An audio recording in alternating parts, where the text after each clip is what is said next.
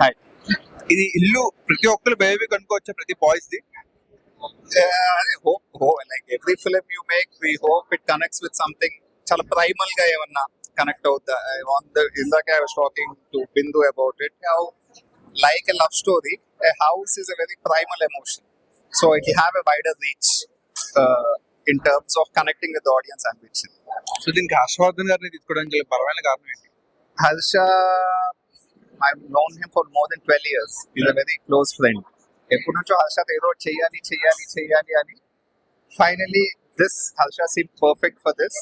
మధ్యలో తన కాలు ఇంజర్ అయినప్పుడు కూడా briefly considering other people, but మాకే ఎక్కడ కనిపించలేదు writer who lives alone in an apartment had to be Harsha అనిపించింది. సో ఆఫ్టర్ 2 decades అనుకుంటా హర్షవర్ధన్ గారు హీరోగా చేసి ఆఫ్టర్ చాలా లాంగ్ టైం తర్వాత మళ్ళీ ఆయన ఒక మెయిన్ లీడ్ లో చూపించారు. అది ఎలా అనిపించింది? It was fun. అంటే యాక్చువల్లీ ఇంకోటి మన protagonist lead character we don't see 50 years old. ఒక 50 years old ఉన్నా he won't be playing 50 years old. So even అంటే ఇప్పుడు తర్వాత క్లైమాక్స్ వచ్చే పార్టీ కానీ, సో ఆ ఏజ్ మనిషి తన ఫ్రెండ్స్ తన వరల్డ్ ఎలా ఉంటుంది, that was a lot of fun to explore that age group. So కొన్ని రియల్ ఇన్సిడెంట్స్ తీసుకున్నట్టున్నారు. హర్ష గారు కూడా నిమ్మకాయ అలాగే పెట్టుతారా? అలానే పెట్టుతాడు. అక్కడ నిమ్మకాయ పెట్టడానికి పెద్ద వేరే టెక్నిక్ అంటే చాలా ప్రొఫెషనల్ గా పెట్టుతున్నారు. అవునా? Okay, I can pulse tell him anything. I think that's just how he does it. అంటే నార్మల్ గా చూసుకుంటే ఆయన కూడా ఒక రైటర్. ఆ బేసిక్ మీద కొద్దిగా రియల్ లైఫ్ ఇన్సిడెంట్స్ అన్నింటినీ బేస్ చేసుకుని తీసారంటారు.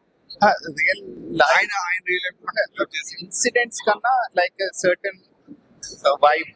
అదే Harsha himself is a writer. So Harsha ఒక డెస్క్ దగ్గర కూర్చోవడం, రాయడం, ఆలోచించడం, this seem like it really work for the film.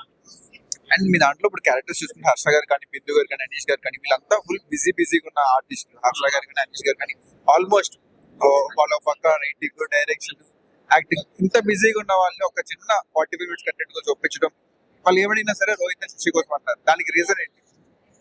Like Harsha, like I said, is a friend ఎప్పటి నుంచో, and he loves the work.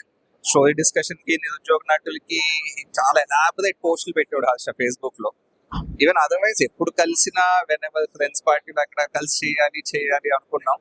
So Harsha happened like that. Anish నాకు చెప్పాను కదా, Anish been in touch with him for just happened. I don't know. We pitched them something interesting. They came and we did it.